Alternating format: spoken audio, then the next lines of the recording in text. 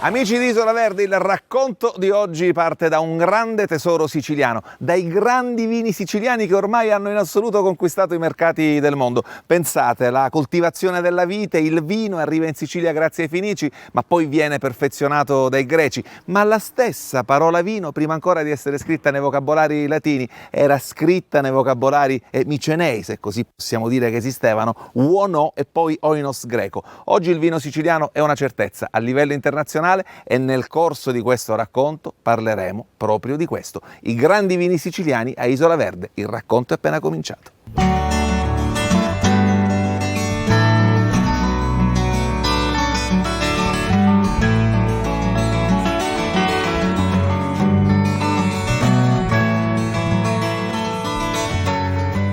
Con Gianni Gerdina, enologo dell'IRVO, dell'Istituto Regionale per il Vino e per l'Olio, proprio per iniziare questo racconto. Gianni, benvenuto a Isola Verde, che ci racconta i vini autoctoni siciliani, i grandi vini autoctoni siciliani, e che ormai sono una certezza non solo a livello regionale, non solo a livello nazionale, Gianni, ma anche a livello internazionale. È cominciata una meravigliosa colonizzazione del vino siciliano nel mondo.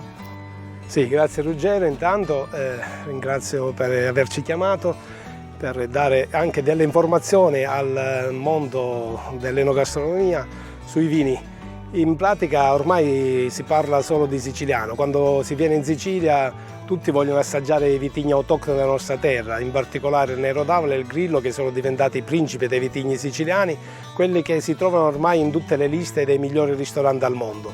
Dopo un periodo dedicato ai vitigni alloctoni per farci conoscere, per fare breccia in quei mercati dove non conoscevano i nostri prodotti, siamo ritornati ai vitigni che ci appartengono, ai vitigni della nostra terra, per cui ormai l'emblema del vino di qualità è dato proprio dagli autoctoni siciliani. E in Sicilia ne abbiamo parecchio, oltre al Nero d'Avola e al Grillo abbiamo il Catarratto, abbiamo il Carricante, abbiamo il Frappato, abbiamo il Perricone, tutti vitigni che sono stati, diciamo, ripresi e che stanno dando ottimi risultati a livello non solo, come dicevi tu, a livello italiano, regionale, nazionale, ma a livello internazionale. A livello internazionale. Gianni, ma qual è il vino autoctono? Cioè, per essere definito autoctono, un vitigno, che caratteristiche, che parametri deve avere? No, devono essere vitigni che appartengono alla nostra storia, alla nostra tradizione, e in Sicilia ce ne sono tanti. Noi abbiamo subito il passaggio di tanti popoli che hanno lasciato appunto vitigni particolari che poi si sono tramandati,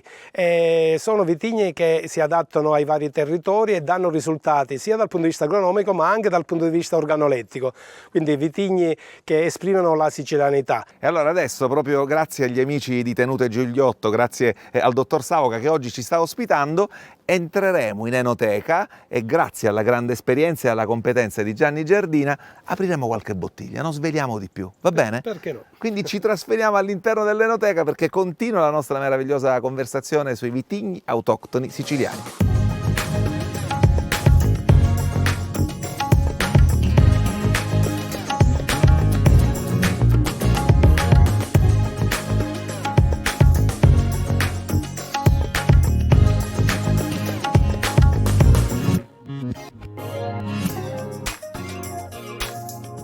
Gianni, Grillo, Zibibbo, piuttosto che il carricante sull'Etna, il frappato, il Nero d'Avola, ne sto dimenticando tante. No, vedo che sei preparatissimo, ti possiamo dare il diploma di assaggiatore. Beh, magari, non c'è bisogno di fare gli esami, vedo che sei molto molto preparato. Senti, abbiamo qui un esempio meraviglioso, gustosissimo, appunto di vini autoctoni. Tu ci hai raccontato quanto sia importante puntare sul vino autoctono che va alla conquista dei mercati internazionali. Adesso però arriva il momento, e quindi qua abbiamo bisogno dell'enologo bravo, di aprire, di stappare queste bottiglie e di raccontare la storia che poi va dentro i bicchieri. Sì, io inizierei dal Grillo, che è il vitigno a bacca bianca che è diventato l'emblema della sicilianità, assieme naturalmente al carricante sull'Etna ed altri vitigni tipo il Catarratto nella zona marsalese. Però il Grillo ultimamente è stato riscoperto perché prima non esisteva un'etichetta di Grillo, ma c'era il Marsala, un vino storico che appartiene alla nostra terra, il vino DOC più conosciuto al mondo, 250 anni di storia. Quando nel 1773 il famoso mercante inglese Woodhouse scopre questo prodotto d'eccellenza e rientrava appunto nell'assemblaggio assieme al Catarratto, all'Inzolio e al Damaschino. Quindi in etichetta tu non trovavi la scritta Grillo, c'era scritto Marsala. Le 29 tipologie di Marsala, perché ci sono 29 tipologie di Marsala. Le persone sono convinte che è solo uno il Marsala, quello all'uovo che non so se tua nonna quando eravamo ragazzini, esatto. Come no? Quindi il Grillo invece è stato riscoperto proprio dall'Istituto regionale Vini e Olio di Sicilia, che ha pensato di anticipare la vendemmia di questo vitigno, l'ha microvinificato con tecnologia, con il freddo, perché è condizione sine qua non per avere i profumi, gli aromi particolari, e ha visto che usciva fuori un vino di altissima qualità. Quindi è stato restituito un vino ai siciliani in buona Esatto. sostanza. Il Grillo prima si utilizzava quasi esclusivamente per fare vini da taglio, vini bianchi alto grado.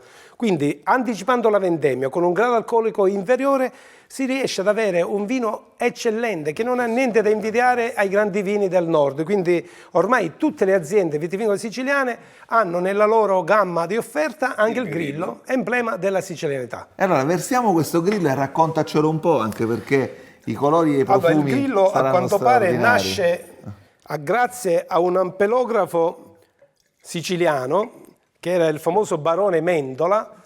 Si trova, lui è nato a Favara ma andava in giro un po' in tutto il mondo e a quanto pare è un incrocio tra Catarratto, che è tipico vitigno siciliano, e lo Zibibbo, quindi un vino che ha anche una piccola nota aromatica, anche se non si può definire vino da uve aromatiche. Sì, il colore già ve ne accorgete che è un giallo paglierino con riflessi verdolini, significa che è un vino longevo, ricco di estratto, quindi un vino che può durare nel tempo. E con questa varietà abbiamo anche sdoganato il fatto che i vini siciliani dopo un anno, dopo 2 anni non si possono bere perché si ossidano. Migliori Grilli vinificati bene, con tecnologia, conservati bene, possono durare anche 5 anni, 6 anni. Che meraviglia! Quindi ormai il vino siciliano, anche il bianco, si può apprezzare anche dopo diversi anni. Se noi lo andiamo ad agitare, ci accorgiamo che ci sono degli odori particolari, questa frutta bacca bianca molto intensa, frutta esotica, si sentono gli agrumi di Sicilia, si sentono anche le note floreali, la zagara che appartiene alla nostra terra, quindi tutti odori che danno un'idea sul prodotto e che esprimono la mediterraneità. Questi prodotti hanno qualcosa in più rispetto agli altri, si sente che c'è il sole, le condizioni pedoclimatiche sono idonee per dare origine a vini fini e eleganti. È un sorso di Sicilia in buona sostanza. Infatti, andiamo ad assaggiarlo. Si vede che è fresco, acidulo. Un buon vino bianco deve lasciare la bocca impregnata di freschezza acidula. Qua si sente proprio questa acidità che ti pulisce la bocca, si sente anche la mineralità, che è un'altra caratteristica, e poi si sente al retrogusto soprattutto la nota agrumata, che appartiene sempre alla terra di Sicilia, gli agrumi di Sicilia. È vero, straordinario. Quindi un vino da utilizzare come aperitivo, da tutto pasto, ma perché no, se viene fatto fermentare nelle baricche, in queste botte particolari francesi, si può fare anche un vino che può durare nel tempo, che si può abbinare anche a piatti più forti. Vive il Grillo, è il caso di dire. Sì. Vive il Grillo.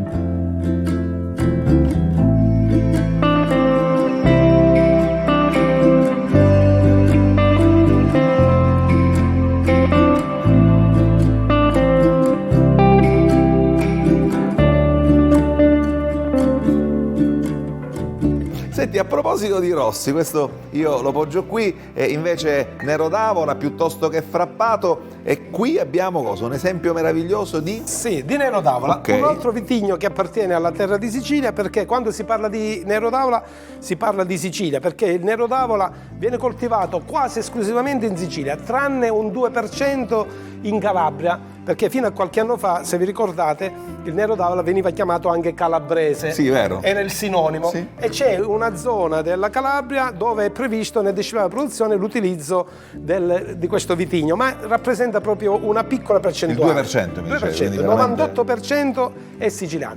Hanno tentato anche di coltivarlo in altre zone, non ci sono riusciti, perché il Nero d'Avola vuole un microclima ideale e il microclima ideale è quello siciliano. Col Nero d'Avola si può fare la qualunque, si può fare anche il bianco, si può fare un novello, si possono fare i vini di pronta beva, si fanno vini da Quindi è invecchiamento. un vino universale in buona Sì, sostanza. si può fare anche un vino da dessert, quindi con l'uva surmatura sulle piante si fa un vino da dessert particolare che si abbina per esempio alla cioccolata.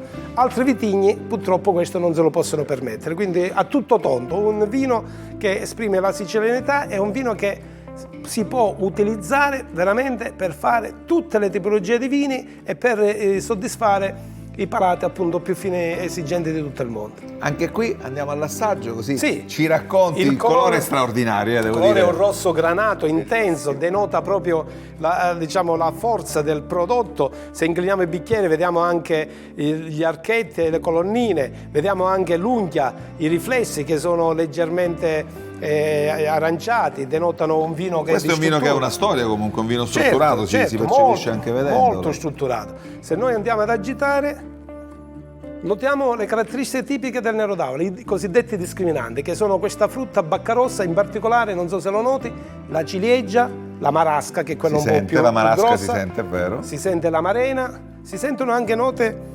speziate, si sente il pepe nero. Questo fa tocchi di barrique garofano. pure? Allora, questo non è stato barricato, però se si mette in baricche per l'affinamento riesce ad evolvere in maniera positiva, acquisendo anche caratteristiche di pregio, i cosiddetti aromi terziari, che diventano poi note dei grandi vini, soprattutto francesi, Certo. note particolari di vaniglia, di speziato particolare, che lo rende anche un vino da annata, cioè un vino che si può bere dopo tanti anni, abbinato però con prodotti molto strutturati, molto grassi. L'ultima sensazione è quella anche del floreale. Io sento qua la viola, che è un altro discriminante del vino. Cioè qua abbiamo veramente le note della terra di Sicilia con queste sensazioni particolari, soprattutto di frutta rossa ben matura. Andiamo ad assaggiarlo. In bocca ci riempie proprio il palato, è un vino corposo, molto ricco di estratto. Questo contiene le famose sostanze che fanno bene alla salute, la quercetina, il resveratrolo. Sono sostanze polifenoliche che si riscontrano nei grandi vini, questi vini macerati. Antitumorali, che aiutano a invecchiare di meno, sono tutte sostanze che fanno molto bene al nostro organismo. In Sicilia diciamo che riusciamo a fare vini anche salutari. Sono vini particolari perché hanno proprio la mediterraneità. Anche qua senti la morbidezza. Di solito sono vini che vengono fatti con un processo particolare che si chiama la fermentazione malolattica, che va a diminuire un po' il tenore acido, quindi lo rendono vellutato come in questo caso, molto morbido, lungo. E anche qui possiamo abbonarci un po' tutto. Allora, qua Piatto importante, il piatto strutturato, anche un buon formaggio stagionato siciliano. bravo, vedo che sei preparato. Quindi... Quando si tratta di mangiare e di bere.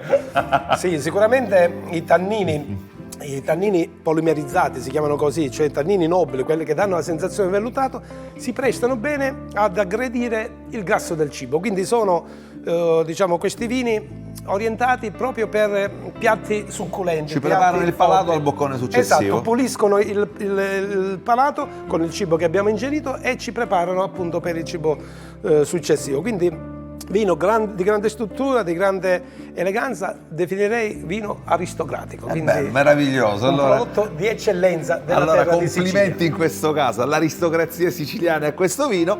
Ma a proposito di vitigni autoctoni, per tanto tempo siamo stati convinti che in Sicilia non si potesse spumantizzare, no? Che le bollicine fossero una prerogativa o del nord Italia o addirittura non italiana, e invece finalmente, anche grazie al grande impegno dell'Irvo, ci si rende conto che le bollicine siciliane, gli spumanti siciliani, anche questi vanno alla conquista dei mercati internazionali. Assolutamente no, nel senso che in Sicilia si possono fare grandi spumanti. Noi come istituto ci abbiamo puntato, abbiamo una ricerca in corso per cercare di valorizzare i vitigni autoctoni per la spumantizzazione, e abbiamo visto che in Sicilia si produceva spumante già nel 1800, quando il famoso barone Spitaneri sull'Etna ha portato il famoso Pinot Noir, il Pinot Nero.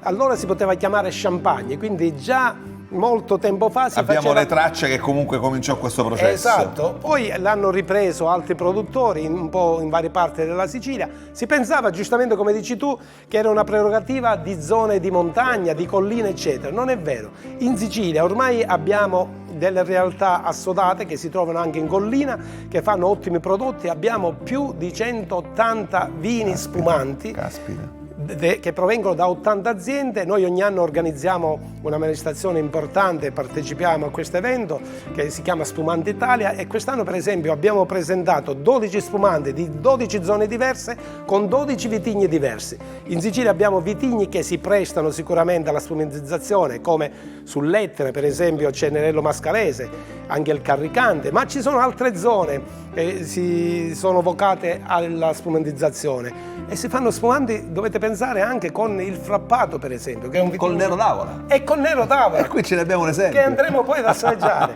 Quindi basta non far avvenire, diciamo, il contatto con la parte esterna, una pressatura soffice, spumantizzazione nel metodo tradizionale, classico, champenois, così come viene chiamato. Da noi purtroppo non si può chiamare così, lo chiamiamo metodo classico, o il metodo Charmat o Martinotti, perché si rifà a quello che l'ha inventato, che era un italiano, ma siccome noi abbiamo questa mania di francesismo, allora ci riempiamo la bocca e quindi ci chiamiamo Charmat. Naturalmente vitigni a bacca bianca come il Grillo, il Catarratto, che sta dando ottimi risultati. L'abbiamo ripreso, era un vitigno di massa, invece adesso sta dando risultati eccellenti, soprattutto in alcune areali dove si fanno ottimi spumanti e ottimi vini bianchi. E allora noi dobbiamo semplicemente chiudere questo nostro incontro brindando con questo spumante siciliano. Il minimo che possiamo fare, perché quando si chiude in bellezza maestro, non c'è più bello di chiudere con uno spumante. Questo è uno spumante, come dicevamo, fatto con Nero d'Avola. Esatto, Nero d'Avola, naturalmente macerazione breve. Abbiamo una spumantizzazione fatta in autoclave, quindi metodo Martinotti, con poi... Che bello, metodo italiano, metodo Martinotti. Beh, italiano. Altro che Charmat, metodo italiano, Sì, metodo Martinotti. Abbiamo questa mania di ogni cosa di parlare sempre in francese. Come il mio nome per esempio, io mi chiamo Gianni Giardina, ma molti, siccome partecipo ai concorsi internazionali, mi chiamano Jean Jardin, fa più scena. Eccolo. Abbiamo fatto un botto che non si doveva fare perché abitualmente quando si aprono le bollicine il botto non si fa fare, non si ma dovrebbe qua c'era fare, una pressione molto... ma probabilmente il vino era anche ansioso di andare nei nostri bicchieri, quindi, guarda che meraviglia, eccoci qui. La prima cosa da fare quando si va a valutare uno spumante è vedere il perlage, cioè queste bollicine che dal basso bollicine che salgono verso l'alto. Più piccole sono, più persistenti sono, migliore è la qualità del prodotto, perché in bocca non ti arrivano i chiodi, ti arrivano piccole spille, quindi ti va poi una sensazione di morbidezza. Ti arriva un solletico gradevole. Il colore è un giallo paglierino, riflessi verdolini, molto accattivante. Dopodiché lo andiamo a sentire al naso. Al naso si sente la frutta di provenienza, la frutta a bacca bianca, si sentono i lieviti, si sente anche un po' di datteri, si sente frutta esotica, la banana, il mango.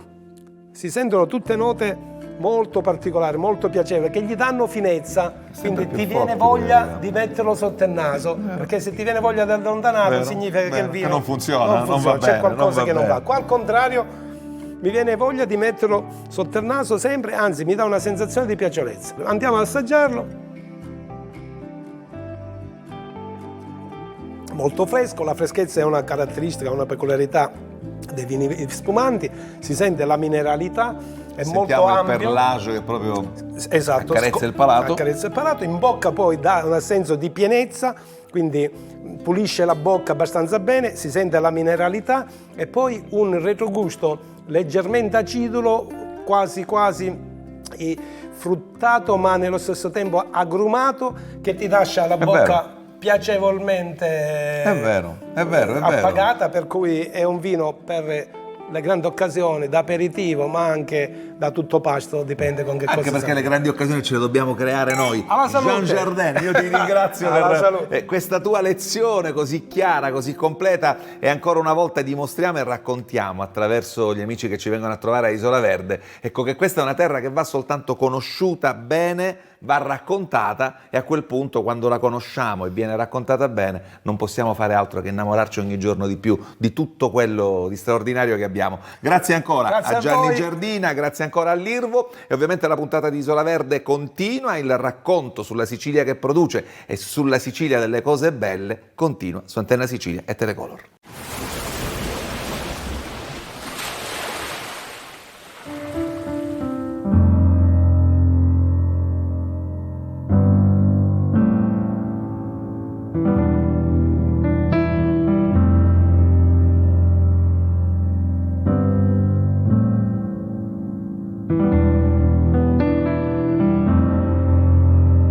Il nostro racconto del vino prosegue oggi a Isola Verde con un pezzo importante di storia siciliana, e proprio per questo sono grato al dottor Giacomo Ansaldi del Dipartimento Agricoltura della Regione Sicilia, che oggi ci racconterà un po' la storia del vino siciliano partendo proprio dai vitigni reliqui, vitigni antichi, ed è molto bello perché alle nostre spalle c'è la città di Favara, ci troviamo nell'entroterra siciliano, ci troviamo praticamente ad Agrigento, e qui comincia il racconto di una storia meravigliosa, dottore. Sì, sicuramente Favara è il punto di riferimento di un grande studioso che ci appartiene, è stato il barone Antonino Mendola, che ci ha dato tantissime informazioni, ci ha lasciato un'eredità pesante, un'eredità che ci impegna tutt'oggi a studiare e a far sì che quello che lui ha fatto possa essere sempre reso contemporaneo. Nel 2003 il Dipartimento Agricoltura fa partire un progetto sulla spinta del mondo imprenditoriale sullo studio della piattaforma viticola regionale, in primis sui vitigni autoctoni, ma nello stesso tempo ci si rende conto subito che c'è un grande patrimonio legato ai vitigni antichi che andava studiato. Vengono coinvolti tutti gli uffici periferici del Dipartimento, una risorsa straordinaria perché è piena di uomini che avevano conoscenza del territorio. Un progetto del genere si poteva fare solo attraverso la conoscenza, non c'erano strumenti scientifici che ci davano la possibilità di individuare, però la conoscenza era la chiave di volta. Grazie alla collaborazione con diversi istituti di ricerca, università, Milano, Palermo, ma soprattutto grazie alla lungimiranza di Attilio Scienza, il nostro mentore, che ci ha dato gli strumenti per poter affrontare un lavoro così importante. Ricordo benissimo una riunione fatta al Dipartimento d'estate con un caldo esagerato, dove lui disse queste parole semplici: ragazzi, bisogna lavorare a pressione debole, che significa pressione debole. Io questa frase mi è rimasta anche impressa. Perché era una macchina complessa che andava attivata, ma poi ci si rese conto che era una macchina assolutamente efficace. Bisognava capillarmente andare a conoscere chi aveva ricordi, chi aveva conoscenze, chi poteva dare un contributo pratico, diciamo così. E questa è la pressione debole. Assolutamente sì, la pressione debole è proprio quello di non avere grilli per la testa, me lo faccio dire così, nel senso di non essere super esperti, ma bisognava avere la pazienza di ascoltare e di conoscere. E da lì è uscito fuori un progetto straordinario.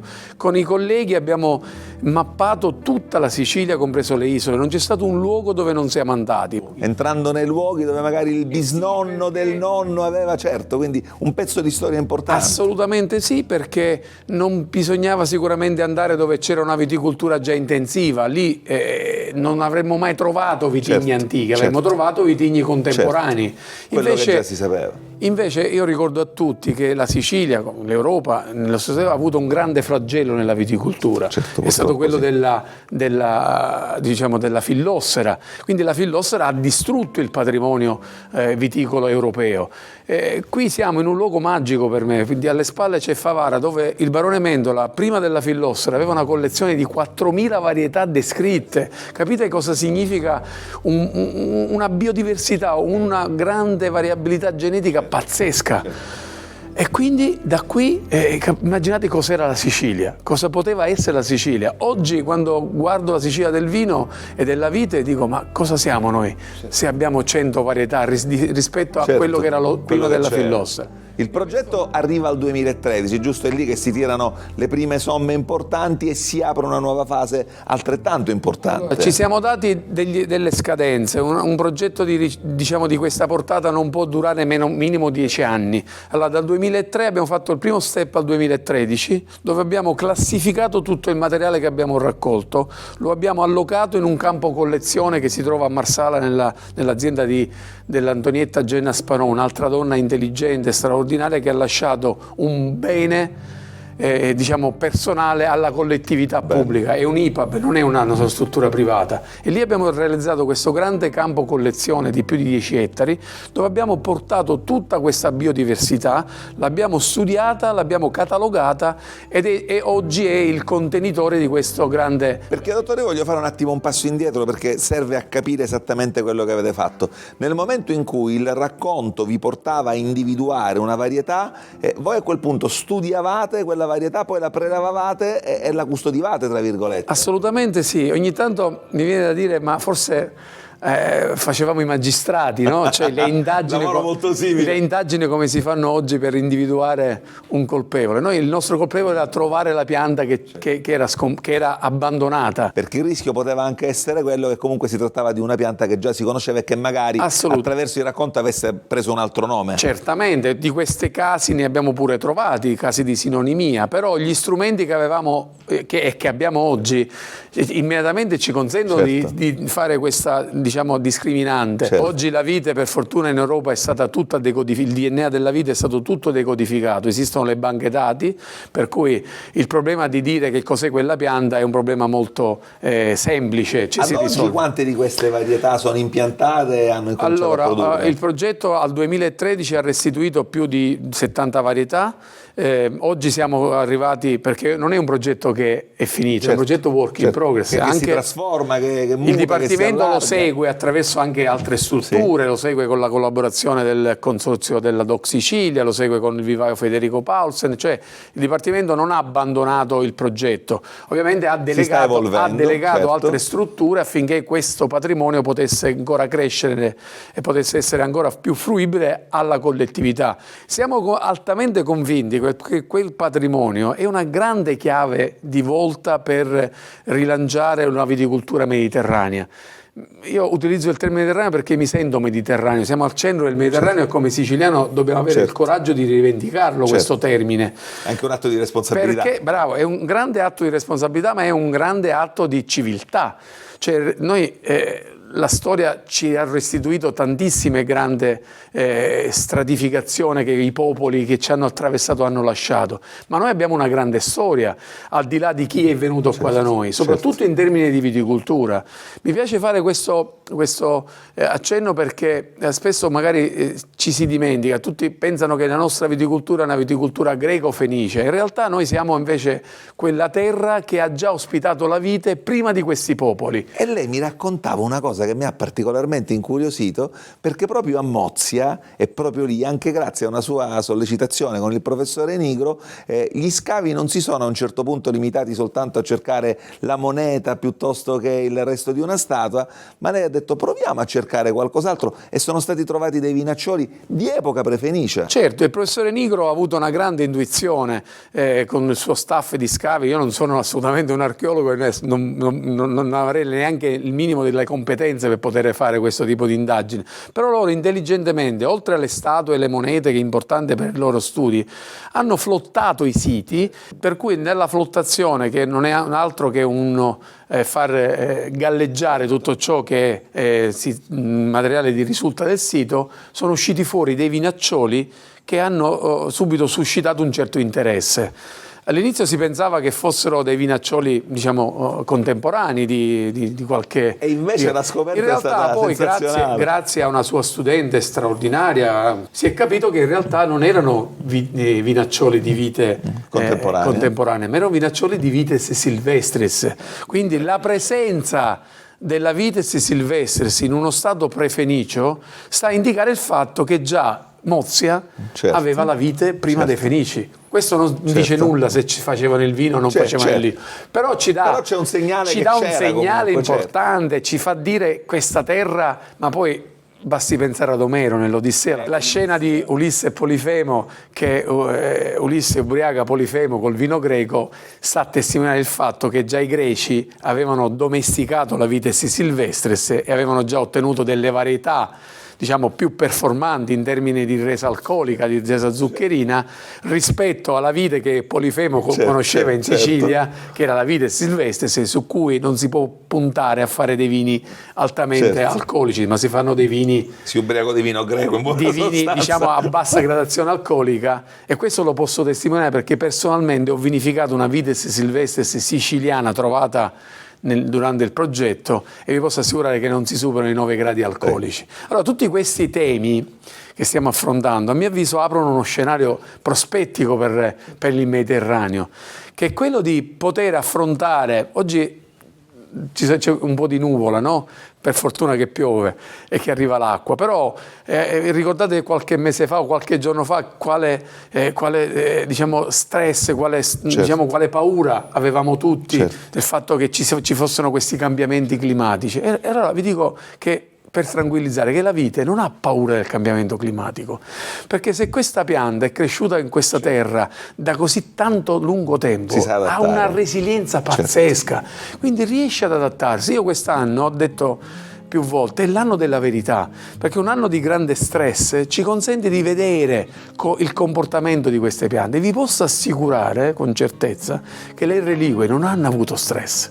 Io andavo tutti i giorni in campo a fare osservavo, io sono un grande osservatore, e mi rendevo conto che di fronte a un pino grigio che era diventato marmellata, che era morto, proprio era secco, la reliquia prendevi un usidioto, una lucignola, un vitraruolo, ed erano perfetti. Cioè, sì, hanno prodotto un po' meno, però non hanno subito nessuno stress, ovvero sono riusciti a superare.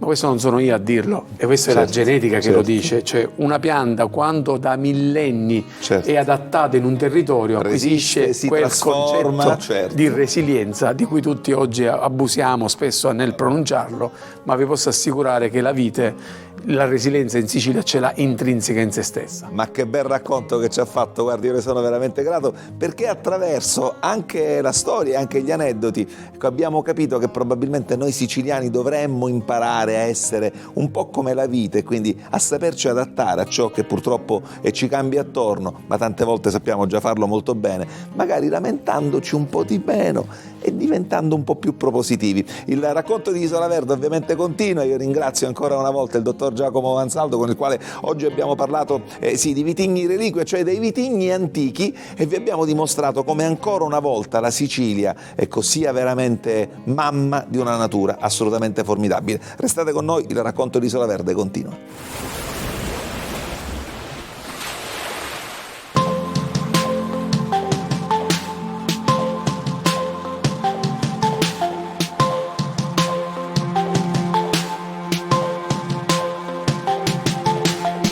I meravigliosi vini siciliani, le meravigliose uve siciliane girano il mondo e arrivano a Verona. Anch'io adesso mi sposto a Verona, al Vinitaly, perché comincia a questo punto il racconto delle grandi aziende siciliane. Al Vinitaly non vado col trattore, datemi giusto il tempo di un flash e arrivo per raccontarvi i vini siciliani al Vinitaly.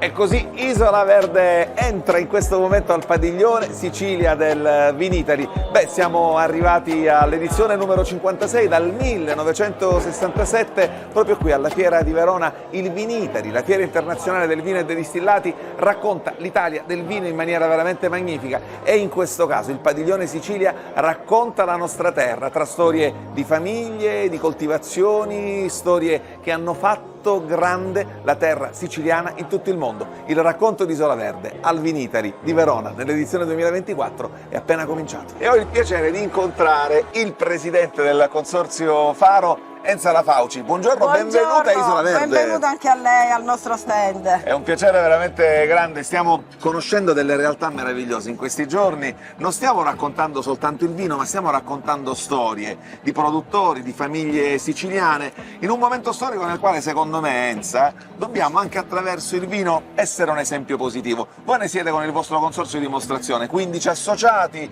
grande prospettiva e, dicevamo prima, la voglia di raccontare comunque le cose che funzionano e che vanno bene.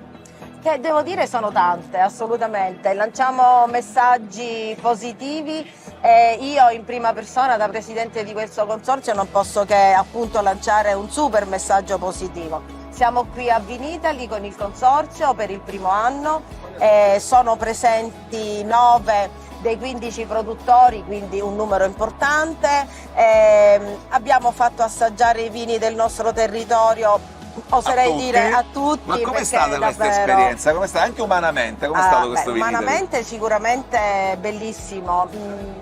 Io la cosa che ho notato è una presenza proprio di operatori molto professionali, ben mirati, centrati. Ti chiedo, quali sono gli obiettivi con il consorzio? Tu da un anno e qualche mese ne sei presidente, quali sono gli obiettivi che perseguite in questo momento storico con il consorzio? Allora, ricordo, come dico spesso, che il Faro DOC è un vino che per le sue caratteristiche si adatta molto bene anche a culture gastronomiche di paesi lontani dal nostro. Naturalmente è un vino che si sposa benissimo con la tradizione culinaria messinese, e quindi diciamo puntiamo al mercato interno ma anche al mercato esterno. Bella, questa è una sfida molto interessante.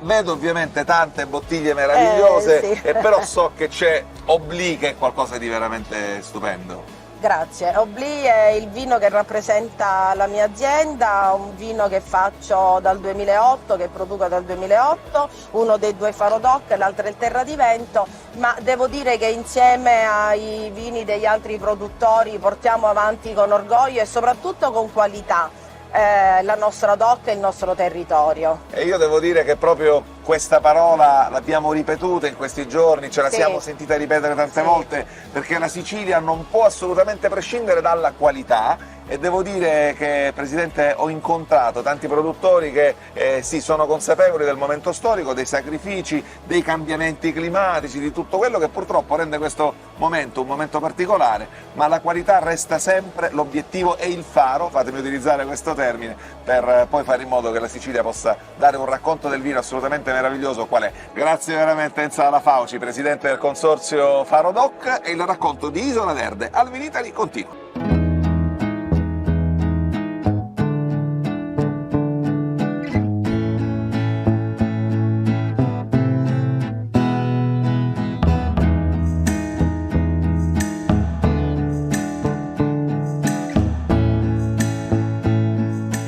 Passeggiata al Vinitaly continua, trovo l'Etna a Verona, no, sto scherzando, trovo il consorzio Etna DOC, trovo il direttore che è il dottor Maurizio Lunetta.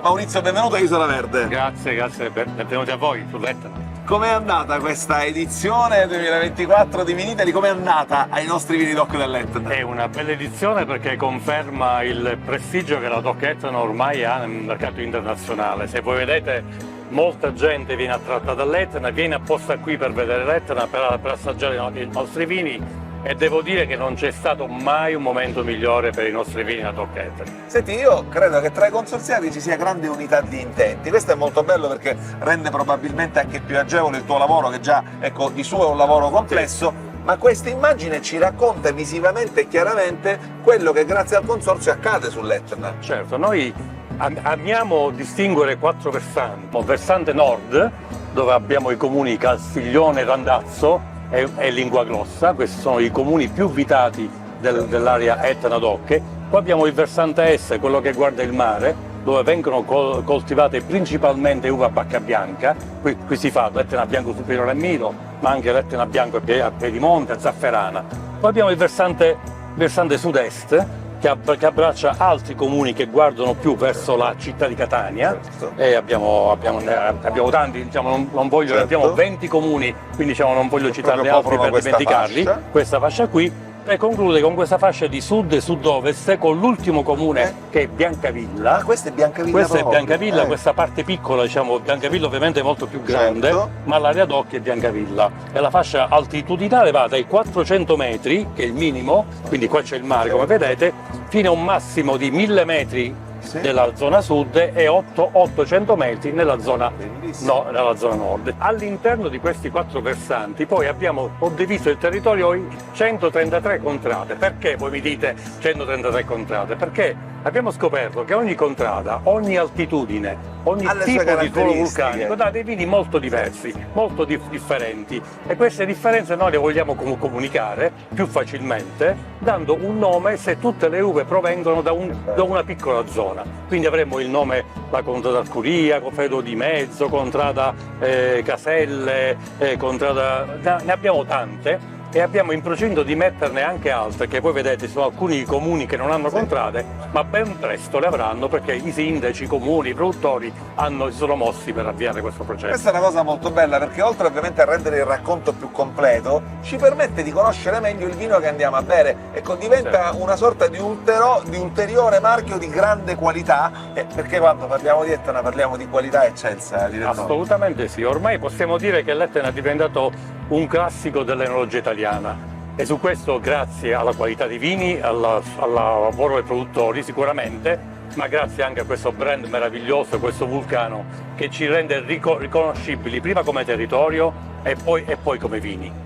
Ma grazie veramente, direttore. Devo dirti, dopo 5 giorni qui mi sto sentendo un po' più a casa, sto proprio sentendo e respirando l'atmosfera e l'aria dell'Etna. Grazie veramente al direttore del consorzio Etna Doc per questo racconto così bello che completa quello che vi stiamo dicendo, ma la mia passeggiata continua.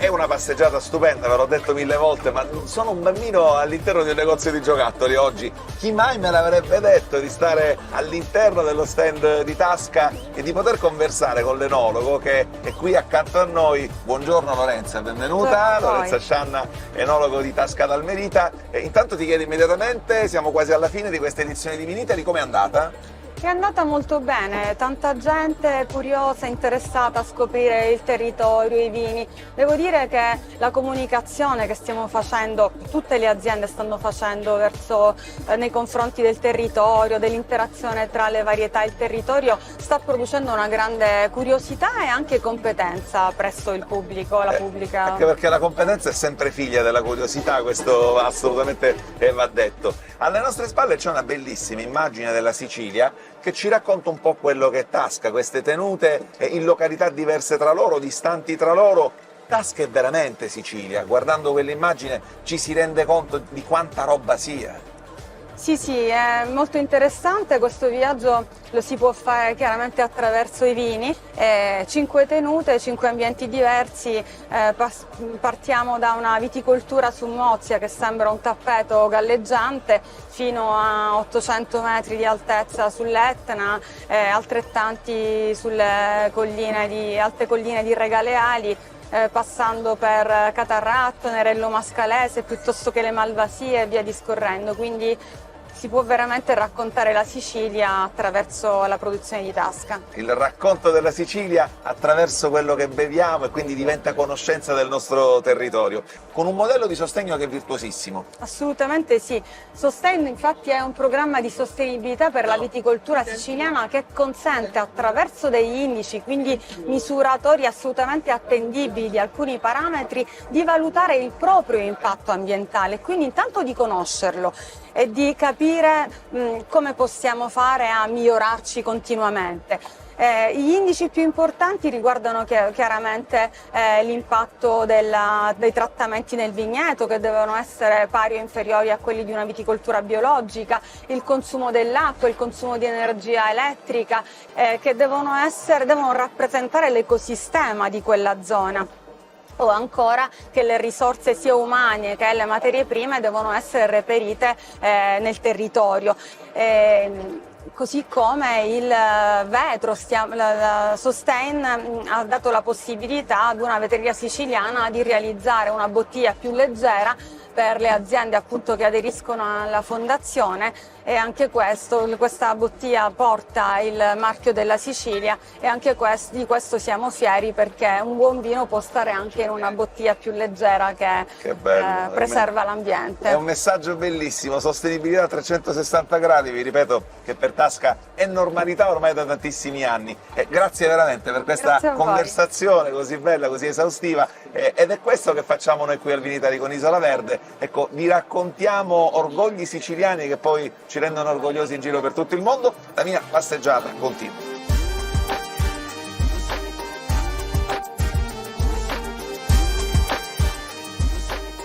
È uno stand che parla siciliano, ma parla siciliano in maniera veramente esplosiva. È lo stand di Donna Fugata. Io sono in compagnia della 6ª generazione di una famiglia che alla Sicilia ha regalato delle soddisfazioni enormi, la famiglia Rallo, e voglio salutare Gabriella Favara. Ciao Gabriella. Ciao, grazie per essere venuti qui. Uno stand che parla di Sicilia e che porta anche a Verona i nostri colori e i nostri profumi. Ma infatti devo dirti, tutti i siciliani che siamo arrivati il primo giorno qui al Vinitaly un po' spaesati, un po' stanchi dal viaggio, appena abbiamo visto quest'isola di sicilianità ci siamo sentiti cunuttati, si dice così dalle nostre parti.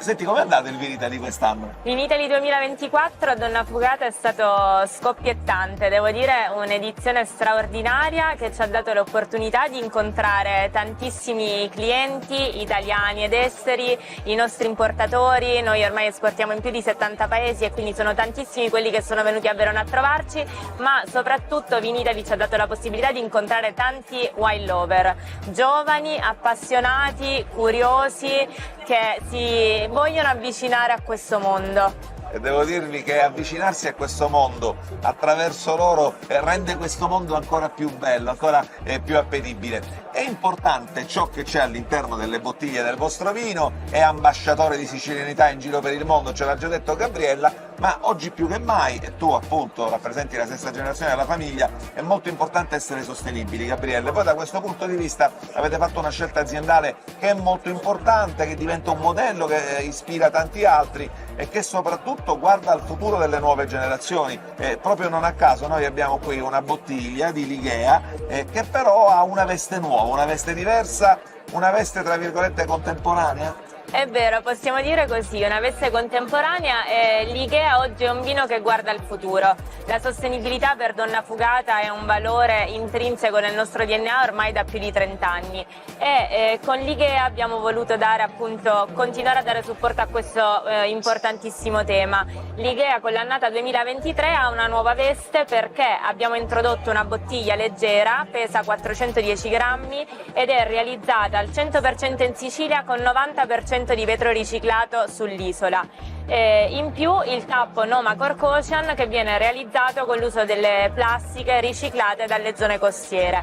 Poi un'etichetta d'autore, certo, come in tutti i nostri vini, che vede non più i colori del tramonto dell'isola ma i colori dell'alba. Però appunto uno zibibbo di pantelleria, quindi figlio della viticoltura eroica, che guarda al futuro con un gesto concreto. Oggi impiegato sull'Igea, ma il tappo Noma Cork Ocean, come anche la bottiglia leggera, saranno parte di una gamma più ampia di alcune referenze di Donna Fugata, quindi per dare sempre più concretezza a questo tema. Bravi, è un ciclo virtuoso, quindi si apre con l'Igea capofila un ciclo virtuoso che mette Donna Fugata sempre al centro anche dell'attenzione che c'è per il nostro territorio, per questa terra meravigliosa che ci ospita e che poi viene raccontata in tutto il mondo in maniera magnifica anche grazie a imprenditori come loro. Gabriella, grazie veramente, non vorrei andare via ma il lavoro mi chiama, mannaggia, Isola Verde mi chiama. Grazie a voi, a presto.